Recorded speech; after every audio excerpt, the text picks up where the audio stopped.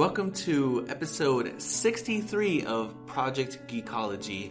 I am one of your hosts, and joining me again is Tiffany. Hello, hello. Hey Tiffany, thank you for joining me again. And this week we're going to be talking about Demon Slayer. Yay! Our favorite. Yes, absolutely. One of my favorites right now. I've been telling you all that I've been wanting to bring in more anime, and here we go. And within the past handful of episodes, you're getting 2 anime podcast episodes.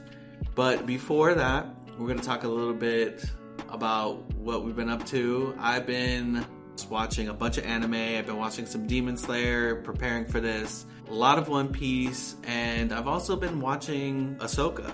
I've been really enjoying Ahsoka. I know some people are kind of on it, but I really enjoy it because I watch all of the animated series, Rebels and Clone Wars, so I kind of grew up with this character a little bit. What about you? Do you enjoy Ahsoka? How do you feel? Yes, Papa, the one that I live with, he's my grandfather. He's a big Star Wars fan, so he's been very much looking forward to this after she debuted live action in Mandalorian. So he's been very excited catching up with these week to week. He was also very excited since we met Ashley Eckstein, the voice actress for Ahsoka in the animated series. So he's been very excited to be catching up every week with her. That's awesome. Yeah. I've been really enjoying that and the live action iteration of these Rebels characters. I want to make an Ahsoka episode. This show is definitely a part of something bigger. I know that a lot of people are talking about it essentially being the Disney TV show version of the book Heir to the Empire. And that's where like Thrawn and some of these characters come out of. Well, I think mostly Thrawn, because some of these other characters weren't created until after the fact. But it's really cool to see the influence of that book in this. So I've been enjoying that, and I always find time to get a little bit of Overwatch in. I know Tiffany's always on Overwatch. She loves her Overwatch. Do you know what I actually got back into? Pokemon Unite. I don't know if you played that at all, but I actually recently just got back into it, and I've been playing every day. It's been a while since I played Pokemon Unite. So I know that when I recorded the Monster Hunter episode with my friend Ivan, I was playing via VPN the Monster Hunter Now, which is like the Pokemon Go version of Monster Hunter. But so I've been playing that. That's really the mobile game that I've been playing the most. But it's been a while since I played Pokemon Unite. I want to I'm pretty sure they've added tons of Pokemon. Oh my god, yes. I just got back into it last week and I was overwhelmed. I just went back to the old character I was playing. I'm not touching these new characters. It's been fun though. I know, it's insane where Pokemon is. I think back in the earlier days and then what they look like now, and some of them are just completely insane looking. I'm like, oh my gosh, what is going on? They ran out of all the real life animals inspiration. I guess. Inspiration, I guess. So now they're just making just all of these. I mean, they have a garbage Pokemon. Right, there's a garbage Trubbish. Pokemon. They have the one that, and then there's Pokemon that you don't know what they look like. Like Mimikyu. Yes, I like Mimikyu though. He's cute. Mimikyu. He just wants to be Pikachu. He just wants to be Pikachu. That's He wants to be all. loved like Pikachu. It's that is so sad. I know. And then even the OG Cubone, we don't know what Cubone looks like. So that's really a lot that I've been up to. A lot of just watching Ahsoka, getting my gaming in. I mean, I've been working on my web development course. That's been something I've been working on for a while. What about you, Tippy? I know that you've been watching Ahsoka. You've been playing Pokemon Unite. The live-action One Piece. Yes. The live-action One Piece. So good. It was so good. It was... I was actually so blown away how well that was made. And I think it did... It covered pretty much the entire span of the East Blue saga. So I'm interested to see how they're going to go about this next time.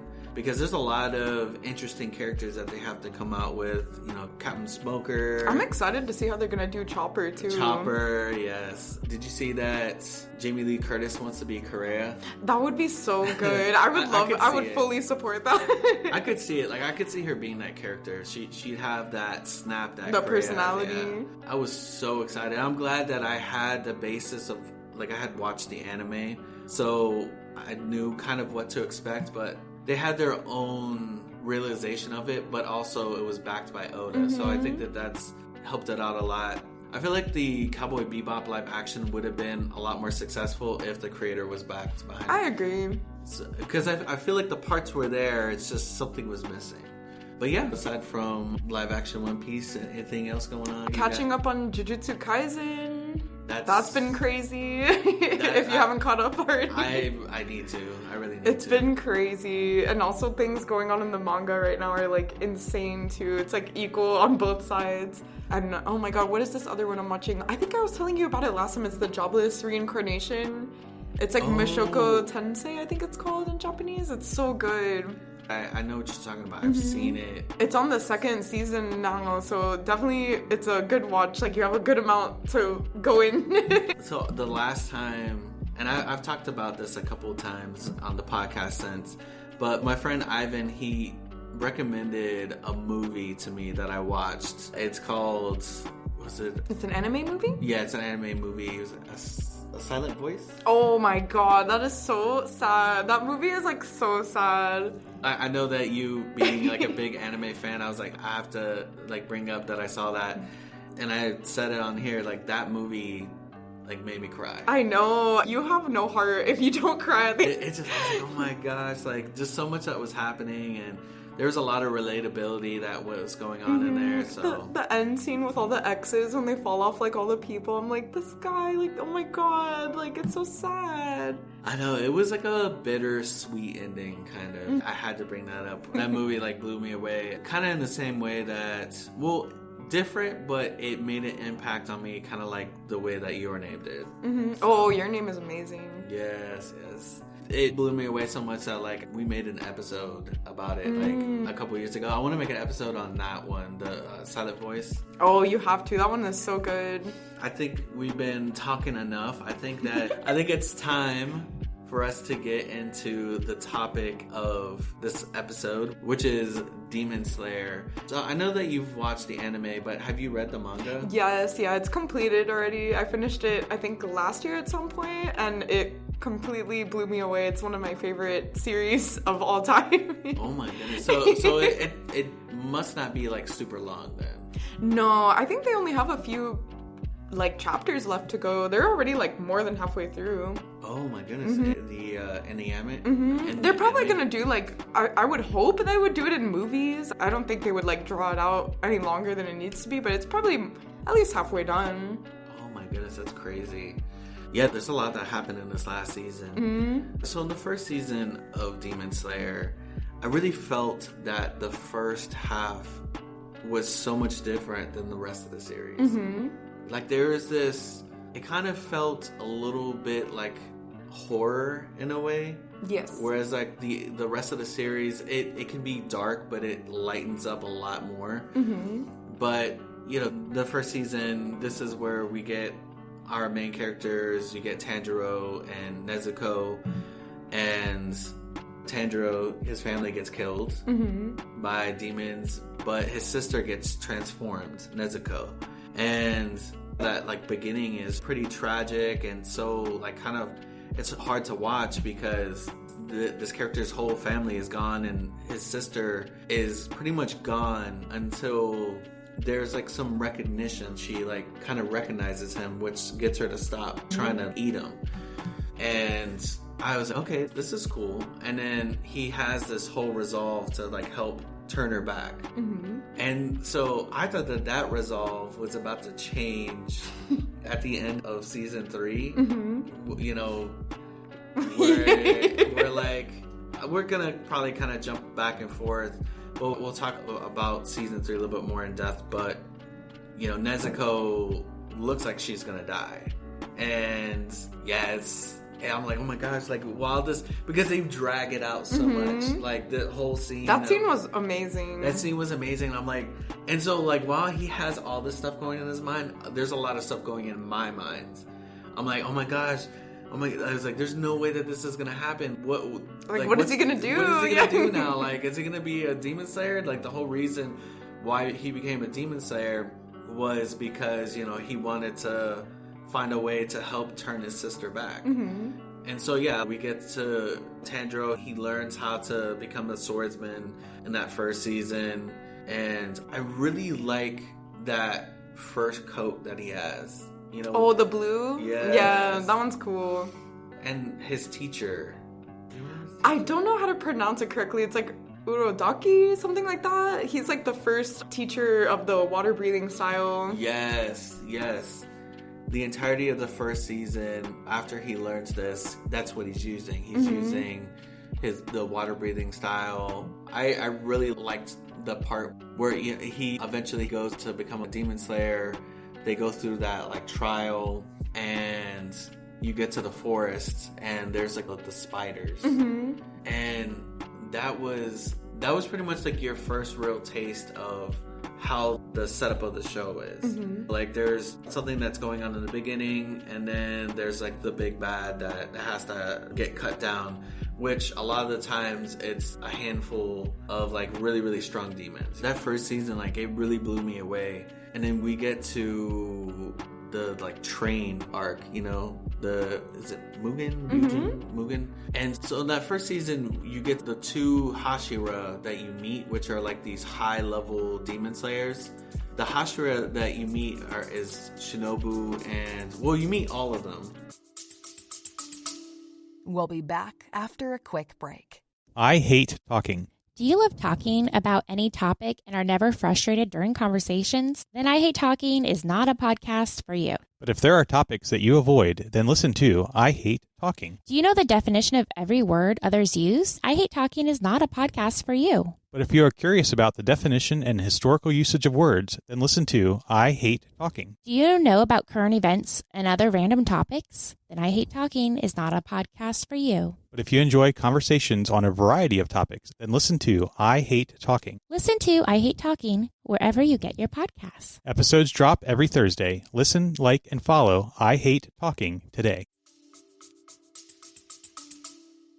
Yeah, in the first arc though, they only deal with like Gyu and Shinobu. Those are like the first two. Those are the first two that are on the mission in that first arc. That second arc where you get to the Mugen is it Mugen or Mugen? I think it's Mugen. Oh my! I keep always flip flop. I It's say okay. Mugen, but I feel like that's where you get one of the best Hashira.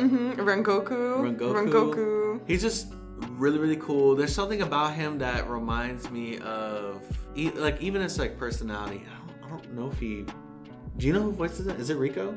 I have no idea. I don't think it's Rico. I'd be lying to you if I knew. But he reminds me a little bit of Lemillion. It's like he's so proud and like joyful, and like you just want to be around him. Like, and he's just like big brother energy, you know.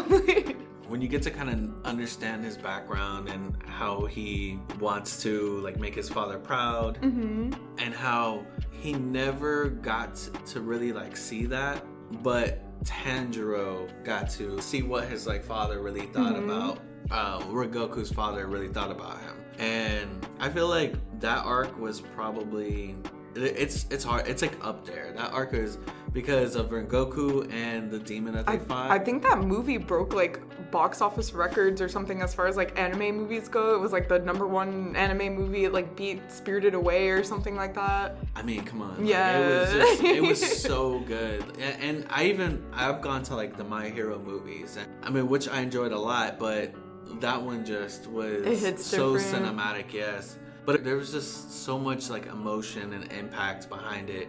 I love that anime is really building up characters now. And they're giving these characters qualities that I guess make it easier to not exactly identify with them, but when something happens to them, you feel the emotion behind it. And it's not just the main character anymore. It's like we have multiple characters that we can like kind of see ourselves in. If you don't see yourself with the main character, you have other, and Demon Slayer is really good about that. There's so many characters that they introduce like season to season that you're like, wow, if one character didn't get you to keep watching it, then next season another character might. So there's always someone new too.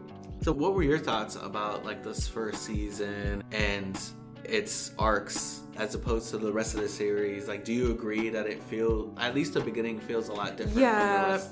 So prior to watching it, I had never heard of Demon Slayer. I went into it as like a new fan. I had kept hearing like all the hype behind it, and I think I started it at like episode 3 or 4 because everyone on social media was going crazy about it, saying the animation style was so good, the music was good, the voice acting, everything was good.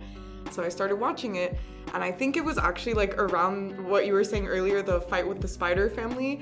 It was like that whole scene where, you know, Tanjiro's fighting with Nezuko and like they're combining their powers and like they end up beheading the little spider demon. That whole scene was like absolutely breathtaking to me. I can't even remember what episode it was, but it was towards the end, and it like sold the season for me. I was like, this is gonna be one of the best anime I've probably ever seen, and that's when I picked up the manga.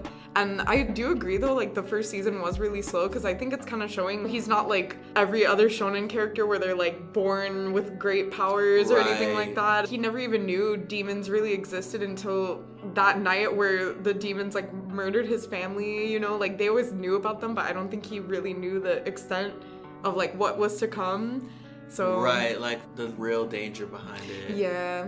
I would agree, because you have a character that's kind of like Midoriya and My Hero, where he starts off with no powers, but then he gets this amazing power right away. Even though he doesn't know how to use it, he has this amazing power, and now he's kind of out in front of like all these people, whereas Tanjiro, he's really kind of like building his way up. Sure, people know him, but mostly because he's the guy with the demon sister that he's trying to hide, you know, protect. And also too, like My Hero, like at least in the beginning, like, and I love My Hero too, but like in the beginning, there's not really like a real threat, like right in the beginning. Right. It's more just like that happened to be his dream, so you know, it just kind of coincided with what he wanted. Tanjiro never wanted to be a demon slayer. He just happened to, you know, make that choice along the way so he could help protect his sister and honor his family. And I think that a lot of people can kind of relate to that because there's a deep, like, almost like sympathy that you feel for him. Like, you want to see him, like,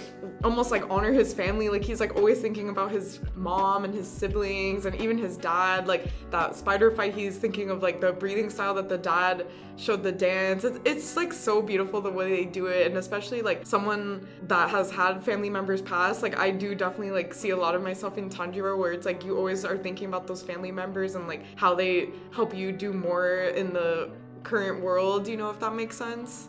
Yeah, no, I totally agree. He makes that choice because he's like, I want to do what I can to help Nezuko, to help turn her back. Being a demon slayer was just not his dream. Yeah. He was honestly cool with what he was doing. I know, like, they were just like little coal miners, like whatever he was doing. I was like, he's so cute, just helping his family. Like, they were cute. I do believe that the further you get into the series, you find out that he's almost kind of destined to be able to do a lot of this stuff. And this most recent season really does a lot for Tanjiro, because in these first couple seasons, this man is just getting carried. And so we have these other characters we've talked a little bit about Nezuko and Tanjiro. I mean, there's a lot to talk about them. They're brother and sister. They have that dynamic. He becomes a demon slayer because he wants to save his sister. But then we also have Zenitsu and Inosuke, which they kind of form a little bit of a team. And they're absolutely just hilarious characters. Inosuke is just like that very, you know, he's ready for a fight. Like, he's ready for brute force. There's no thoughts behind his eyes. It's just like he runs into the fight. Seriously, Zenitsu doesn't want anything to do with it unless he's sleeping. One of the moments that made me laugh the most, and it was in the second season, one of the funniest things that like Inosuke said to Zenitsu after he's seen Zenitsu like sleeping and doing all this crazy stuff, he's like, why aren't you asleep all the time? It's so true. Like, I'm like, you're not lying. But That was really cool, like, where you meet them, that house. Mm-hmm. Oh, yeah, with the drum demon. With the drum that, like, when he hit the drum, it shifted the house. Like, when he would hit the drum, I thought that was, like, insane. And I think that was, like, your first, like, strong demon that they had to, like, kind of mess with. That's something that's, like, really cool about the series, too, is, like, you're like, wow, how are they gonna top the next demon, you know? And then the next demon has, like, an even crazier ability. It's like, oh, you thought that was it? And then it's like, psych, like, I also have this. And they're like, what? It's like, oh my god. Seriously. And, I mean, that's always, like, the one thing, especially about shonen anime, is that you're gonna have your main characters, and they're gonna have this main villain that they have to overcome. How are they gonna beat them? They always find a way to beat them. But some anime have some stake, you know, behind it, and that's what you get with, like, Rengoku in the Mugen Train arc. He gets killed by the demon. And in the course of that arc, it goes from you not really knowing much about this character to, like, absolutely just like, man, this guy's awesome. So when he dies, you're like, hey, yeah, and he could have like taught them so much too. It's like, damn. He could have been the mentor. Yeah, and that's probably why they're like, yeah, no, we gotta kill this guy. No, and I think it's really sweet too, because, like, at least in, like, each of the seasons, like, after he's passed away, like, they always see him at some point in the season. Like, when they're in the second season, the entertainment arc, they kind of see, like, Usui as the Rengoku of the season. They're like, he's with us. And I can't remember what season it is, but they're beheading one of, like, the main demons. And I remember Tanjiro has, like, Rengoku's, like, the sword piece now. And you actually kind of see, like, as if Rengoku's, like, helping them behead the demon. Oh, yes. I can't remember exactly which demon it was for, but I remember it's the hilt. He has, like, the sword hilt or something. I thought that was amazing. He has, like, that much respect for him. He's like, yeah, I want this to be a part of... That's my boy. Right. And honestly, it makes sense. So for a lot of, like, the earlier season, like, I would say the first season and maybe halfway through the second season, Tanjiro is using water breathing. Then he remembers this, like, really old, like, style that... It's a sun breathing. Sun breathing, but it was like... Wasn't it like a dance that his dad would do? But that was the thing. It's like he was so young, he didn't even realize, like, that was like a breathing technique. He just thought it was like some dance or something, you know? I love the actual... So it's called sun breathing, but I love the actual Japanese, like... Yes. It's like... Isn't it like Hinokami Kagura or something like that? It sounds amazing when he says it. And, like, when he says it, when he attacks, I'm like, that just sounds amazing. It's like every time, it's like, oh my god. But it's so cool. But it makes sense that he has Rengoku's hilt. Even though Rengoku used flame breathing, there's similarities. Like, sun breathing looks like a fire-based attack, but it's like an old, ancient breathing technique that a lot of people just don't know. Yeah, and even I remember, like, that one scene where he goes to talk to Rengoku's dad, like, oh, if you know anything about, like, this technique, like, you know, please let me know. And, like, even the dad is like, I don't know anything about this, you know, like, this is, like, ancient. I have no idea what this even is. So the first season ends off really strong. That entertainment arc, though, in the second season, that's one of the best arcs in my opinion. I loved that arc. And you get Tengen, which is another Hashira. And at first you're thinking that he's kind of a butthead. Yeah, he's a little bit of a douche, you know? And you're like, oh my gosh. Like, they're gonna have to deal with him. It's like, not this guy. Like, this guy who's full of himself. 3 wives. Oh my. Zenitsu's reaction to that was like, you have 3 wives? And they're all beautiful. And that was him the whole time. Like, he's just like, yeah, how? Like, because he's, like, obsessed with Nezuko. But the further you get into the season, you're like, you know what? This guy's, like, awesome. I remember that one scene where he's like, I can see it. I can see the notes, like, the symphony. And he's, like, just slicing away. And he's like, oh, my God, this guy's, like, reading my movements. And I think he only has 1 arm at that point, too. And he's just, like, slicing away with the scythe. Like, it's, like, crazy. When I started liking him, I was like... I'm gonna hate this season, but I said they're gonna kill this man. If they kill him like Rengoku, oh my god. I was like, are they gonna kill this man? They're gonna make him. It's like, is it gonna be the good old He starts off rude, and then he ends up becoming a beloved character just for y'all to take sorry, him away. I was a butthead, guys. Like, I know, yeah, he went from like being like that to kind of actually believing in them.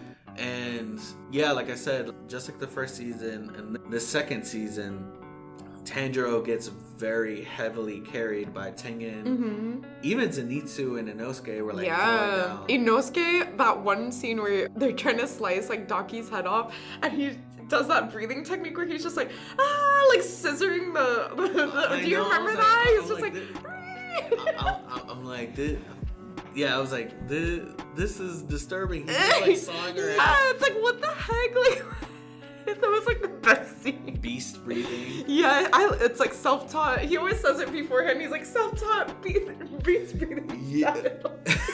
So ridiculous. What were your thoughts when he took off his boar head and like... He's like gorgeous. It's like... It makes sense. I could see them. They always do that in anime where it's like, they have a mask on. It's like Kakashi. Why does Kakashi have his whole face covered? You already know he's gonna be hot. Like, they always do that. He's like giant. The Gojo with the... Yeah, it's always like the covered up face people that they're like so beautiful. And I remember that one scene in the entertainment district where they're dressed up as like women and they're all ugly except for Inosuke, and they're like, whoever did her makeup did such a bad job, like she's so naturally beautiful, and they just leave her without the makeup because that's how beautiful Inosuke is. That was hilarious. I loved that scene. Oh my gosh. I thought that was hilarious when they all dressed up as women too.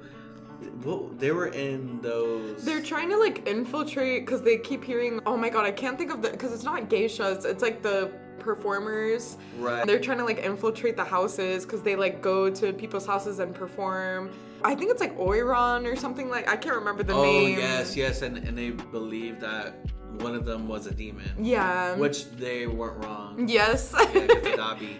But there's a lot of growth in the second season. Tanjiro, he starts to use the sun breathing, but his body's not used to it yet.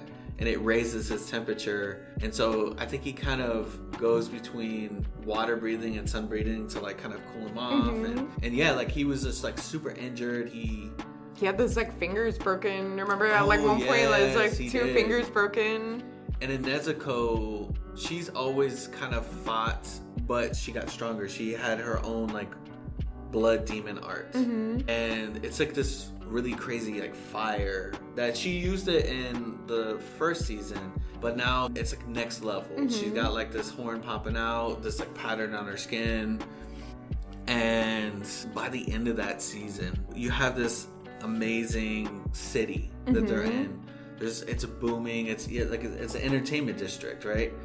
By the end of that season, the thing looks like it got nuked. Like it was leveled. Seriously, it looked like ground zero for it. I also think that that's cool though that they kind of consider those details too, because I feel like in other anime it'd just be like, yeah, like nothing happened to the city, you know. It's like, no, they actually take into consideration like every little detail. It's like insane. That city was leveled by the end of it. You said that this was one of your favorite arcs. What about it did you like that made it your favorite? I think it's like the perfect combination of like, you have laughs, you have sad moments, you have moments of just like pure hype. It's like everything in one season, just like all in what, it was only like 8 or a few episodes. I think it was like 10 episodes or something like that. It was like all over before you knew it, and you're like, wait, I want more, like what happened? It's crazy. And then we had to wait for this current arc that we're on now that just finished. But I just remember the whole fight, so it was just like back to back to back, just pure hype. But in between, it's like you have these moments where you're like, oh my god, I hope they're okay, or like you're laughing. It was just perfect. I agree. I think one of my favorite things is obviously the character growth. I feel like the identity of the show was truly established in this season. Not saying that the first season didn't, but you know how it is. The first season of any show, it has to establish the character base. You're getting more character development than anything in the first season. So usually like in a second or third season, if done properly, that's where you're going to see the true identity of the show. And that's where I feel like from Mugen Train and on, that's where like I feel like the artwork just really, just things got so vibrant. Yeah, I mean, it's the same animation studio that does like the Fate series, so like you can just imagine it's like those fight scenes are like insane. So that I didn't know, but it makes sense because thinking back on the Fate series, there's a lot of similarities, especially with art style and fighting. And well, and they do, like, if this makes sense, like, I know they do a lot of, like, 3D animation, but, like, it's so seamless, you wouldn't even know. Like, that's how they're able to do, like, most of those fight scenes. It's, like, crazy. So, I've been wanting to read, like, more manga. I want to pick this one up. Demon Slayer's a good one to go with because it's not that long. It's, like, very... Well, I mean, if you say that we're about halfway through the anime, and we're almost done. Seasons. I mean, they just killed I think it was like the 3rd and 5th Upper Moon, so they only have like the upper 3 now, and then Muzan, you know, those are the only ones now left, so it's like more than halfway over. What are your thoughts on Muzan's looks? Oh, the Michael Jackson. That was the first thought. I think everybody said that. I'm like, they did him dirty by putting him in that outfit. I'm like, oh, come on. She must have known. Like, I know the author's obviously Japanese, but it's like, who doesn't know what Michael Jackson looks like? Like, what are you doing? Like, they literally put him in like a fedora, the Smooth Criminal suit. It's like, it was white. I was like, that's Smooth Criminal. It's like so and they made ridiculous. him look like him too. I said, y'all are wrong for making this guy look like Michael Jackson. It's like, I'm supposed to be afraid of him? Like, what? I know. Yeah, seriously, like, he's not like, he looks like a regular person. I mean, he's got a whole family, I too. noticed, too, in, like, the newer seasons, too, they stopped putting him in that outfit. Like, I think in the newer outfit, they had him in, like, a normal long-sleeve shirt. And I'm like, where'd the hat go? Let's be real. Everybody's running like, hey, what's this Michael Jackson guy? They were like, no, it's an abort. We gotta change this guy. So, even his voice, too. They got, like, a voice actor that sounds like, almost like Ahsoka. So it's like, it just sounds like it. It's like, oh, God. Oh my gosh, I thought Muzan was gonna start breaking out in the song, you know, start dancing. Oh my God. It was in that first season, obviously, where Tanjiro meets him in that crowd. He's like, I'm coming after you. Yeah, he has like a whole daughter and wife and everything. It's like, what the hell? Like, what are you doing? But there's gonna be a bunch of like minor stuff that we miss. But a fight that I did like was the one with the soccer balls. Oh, yes. I actually liked the other demon, too, that had, like, the arrow power, where, like, it would, like, wrap around you and you had to, like, go in the direction. Otherwise, your limb would get, like, twisted in that direction. That was crazy, too. Gosh, you remember that one? Yes. The soccer ball fight with Nezuko and the demon. It's, like, so ridiculous. They're just playing, like, soccer, essentially. Yeah, that's what I remember about that fight is the soccer ball. It's just like, like a tennis match with demons. I know, and Nezuko's just, like, kicking it back. So we talked about the second season. You get Tengen. There's a lot of character growth. And you get upper rank demons getting killed in the first season, now in the second season. But this was like a combo. It was a brother and sister. And which was also like a cool twist too, because you think at first they're just fighting the sister, and then when they behead her, that's when the brother comes on. It's like, oh my God, here we go. So now they're fighting like 2 demons at the same time, and they had to behead them at the same time.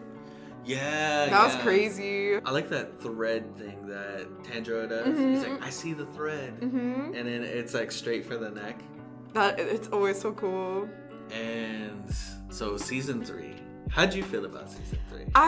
Okay, so now that I've caught up on the manga, I've finished the whole series, I was looking forward to season 3, but it makes me really sad because one of my favorite Hashiras is Murichiro Tokito. He's the younger boy with the blue hair. He's one of my favorites, and I knew they were gonna have to do the backstory. I knew it was coming and I still cried. Like, his backstory just kills me every time. Like, I don't know what it is about him. Like, it just makes me so sad. Like, because he almost has like a very similar story to Tanjiro, where like his whole family was killed in front of him, including his own twin brother. And he's actually one of the stronger Hashiras, and he's the youngest Hashira. He's only like, I think he's Nezuko's age, if not younger than Nezuko. He's like 14 or something. Yeah, he's super young. And yeah, that backstory was sad. I cried. Especially because like he was, between him and his twin brother, his twin brother was literally how he is. And like before his family got killed, or like, I mean, it was his mother. that I guess she got attacked by a demon and she got turned, and then the mother ended up killing the brother. It's... Wait, am I thinking about the right one? Yeah, no, she kills all his siblings, and then it's him and the twin brother, and the twin brother, they end up getting attacked by another demon, and they're just like living their lives in the woods, you know, living peacefully, just content. Yeah, it was sad because, yeah, he was like the hopeful one, but his brother was kind of the like antagonistic one, like, you know. Well, he was always like stronger than him, and grow up. Yeah, you know? It's like so sad. Obviously, oh my god, what is her name? Mitsuru's is also like sad too, but it's like, I don't know, there's like something about Tokito's story that I like resonate with. It like just makes me so sad having to like watch it animated too. I was like, oh god, I knew it was coming too. I love the story behind like how Mitsuri got her hair color. Like eating all the little Sakura mochi things. Yeah, it's like she's so eating cute. so many of them. And that she's just like, she had this insatiable hunger. Yeah, she's like the strongest in the village. She has like the biggest appetite. Like I think she could like lift also a lot, even though she was like just a child, like something like that. I think they did like arm wrestling or something, and she could beat like everyone. Oh yes. It was like something like that. And so her family was kind of trying to. Like you can't behave like that. Yeah, like you can't be like if you want to be married, like you need to behave like a woman. Like what the heck? Right. And then you had like that whole scene where like the guy's like, yeah, I'm not gonna marry you. It's like, damn. When it happened, I was like, well, she's too good for you anyway. I know. I was like, she could whoop you. She probably could, honestly. I liked, so for the most part of the series, like everybody's swords have just been like, you know, regular swords, but like Mitsuri's is like really, it's a ribbon. So the thing that I really liked about that season and like Mitsuri was that she had her sword, like that ribbon sword. The fact that it was able to flow and flex and bend, but yet it was still as strong as any other sword. And the way she like sheaths it back into like that one, I think they had that like end credit scene where they're like, do it again, like put it back in, and it like kind of flows back into its hilt. It's like so ridiculous. The demon in this one was like insane. Crazy. You had two demons, the one that was in the pot, and then the one that had the different aspects. If you like cut off his head, like another one would come out. And then they could all combine into one powerful demon towards the end. They combine into that big one that has like all the drums on him. Was it me, or did the drums remind you of kind of like Eneru? Eneru had like that same thing. It's based off like some kind of like Japanese god. I just don't know the name of it. Okay. Yeah, like I remember seeing that demon. I'm like that looks familiar. I was like, not Eneru, just like sneaking into Demon Slayer. I really liked the swordsmith arc. You got to see where all the swordsmiths were, and we got to see more of like Tanjiro's like sword maker, because they've always shown him, but like we haven't actually like seen what he's capable of. And then remember when he gets his mask like torn off, and he's still like fixing the sword. He's like just so focused. They get that old sword that was inside of that like mech. That it's like a training robot. Right. That what was the name of the kid? That it was his family's, and he wanted to keep it going. And Tanjiro broke it, but that's where they found the sword in there. And then he was just honing it. There's just so much going on. He's just super eccentric. This swordsman, like none of the other swordsmiths are like that, but he's just like so. Yeah. I'm like, oh my gosh, this guy is crazy. So you get to the point where that one demon, all the aspects of him, it's like sorrow and anger and pain and all that stuff. But it's still like the little tiny guy that like was the main demon. Like how crazy was that? Like he had like such a strong neck. Well, that's the thing too. I guess like the older they are, it's just more hard to like kill them, you know, because even with like Daki and her brother, oh my god, I can't think of his name right now, like even with them they had trouble like just in one go trying to slice the neck off, you know. Right. And they thought that the same thing was gonna apply, but in the end it didn't. But another person that we didn't talk about is Ginyu.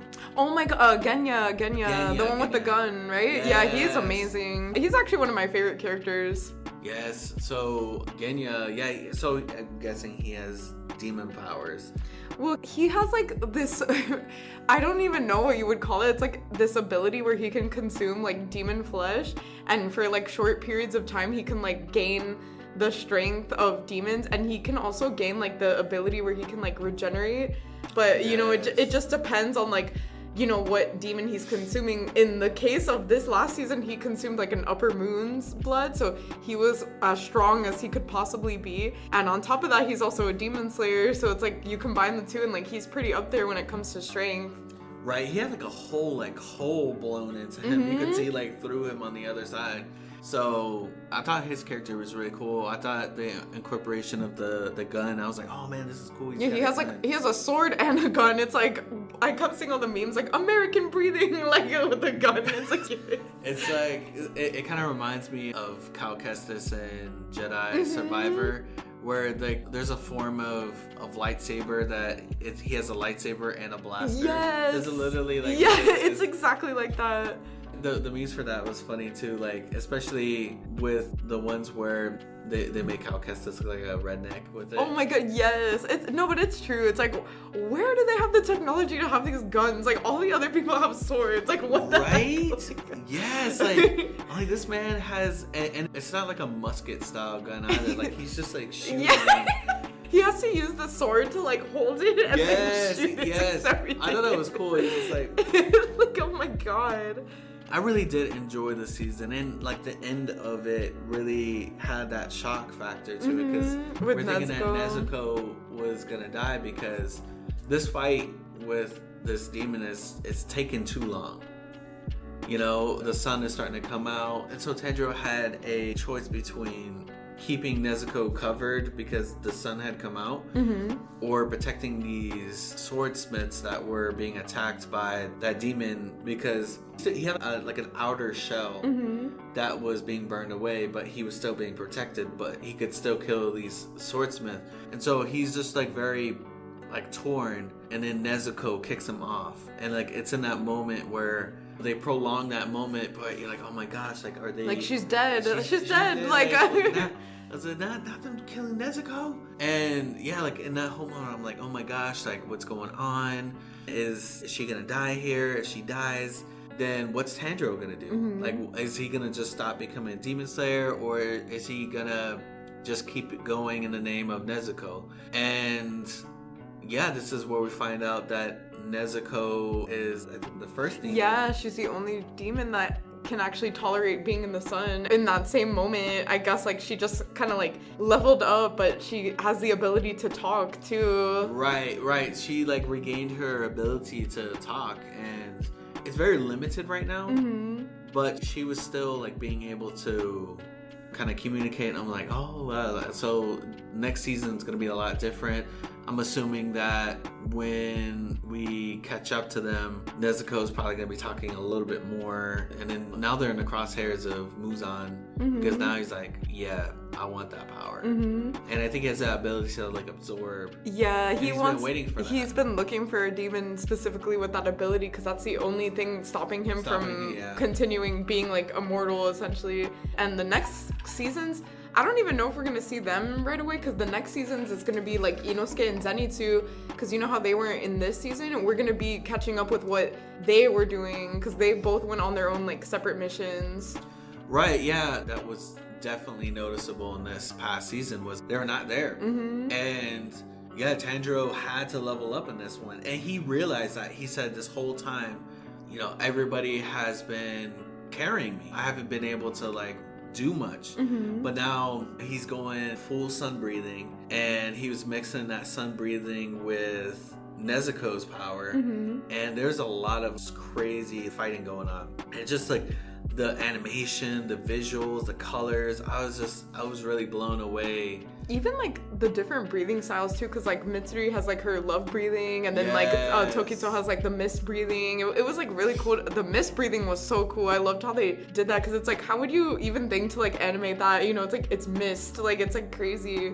Even the love breathing too was so cute. Like how she's just like jumping around like with her little ribbon, like a little gymnast fighting those like rock dragon things. Yeah, that was, oh my gosh, yeah, that is. But yeah, the mist breathing, I thought that was cool. And remember how he gets trapped in that like water, the vase? Yes, I'm glad that he was able to like not die. Like, I was like, yeah, seriously. I was like, oh my gosh. like another one dead. Like, here we go.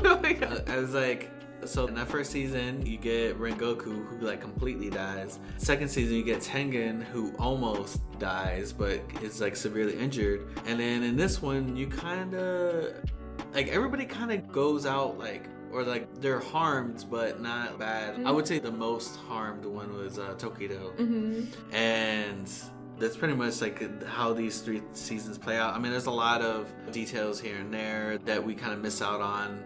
So is there anything in any of these seasons that missed out from the manga that you would construe as like huge? Because, you know, obviously there's going to be stuff that's cut out from the manga for the sake of time and to expand on other scenes. But sometimes in books and anime, they'll cut out stuff that was in the manga that some people will be like, oh yeah, I wish that scene was in there. No, if anything, I think it's actually like quite the opposite. Like, I think they take like some manga panels and they're like, we're gonna make this like even better than it was in the manga, if that makes sense. Like the scene that we were talking about earlier with the drum demon in like the first season. If you look at like that manga panel, I remember like that was like the first thing, because I reread it right after I saw the episode. So I'm like looking at this, it's literally just like 2 panels and it just looks like Tanjiro is like falling around and you're like, what is even happening in there? And then you kind of get from his like narrative, like, oh, the room is spinning, you know? And then you see how it is in the anime, it becomes like a whole fight scene where he's like rolling around and like the house is like changing and he's like, you know, kind of fighting with the floor. It's like insane. And then you go to the manga, it's like a 2 little image page, you know? So if anything, they kind of make the manga even better, if that makes sense. So pretty much they took a scene and they were able to elaborate it in a way that like made it maybe better. That's good to know. Yeah, because I've had like, you know, too many times where not so much like anime wise. Well, I would have a hard time knowing anime wise if like they missed out something in the manga, because like there's a lot of manga I haven't read. But like as far as, you know, books and stuff like Harry Potter, there's been stuff that's cut out and stuff. So, but it's good to know that the anime has stayed pretty much faithful with the manga. And that's the thing that I love about anime, is that a lot of anime has done a really good job at pretty much being faithful to the manga. I even feel like a lot of the times now too, like they try to be accurate even with like the panels. Like I always see like Jujutsu Kaisen or like Chainsaw Man, where it's like you see the manga and you see the anime and it's like verbatim the exact same like setup of the panels and everything, and like people actually get upset if it's like not accurate like that. I'm like, what do you mean? Like sometimes they're making it look even better than it was in the manga, you know? Sometimes the anime will tune up the artwork of a manga, because sometimes like the art of a manga and the art of the anime is very similar, but there's some differences. Yeah. Like the art between, especially in like the earlier, I looked at some of the earlier manga for One Piece, and the artwork in the manga is definitely, it's very close or very similar to what became in the anime, but like it's still different. Like that series has been going on now for like over a decade, you know. Obviously the art style is going to change too, so they have to kind of like figure out like how it's going to look now for like modern times, because obviously it looks a lot more different now than it does when we probably started watching it, you know.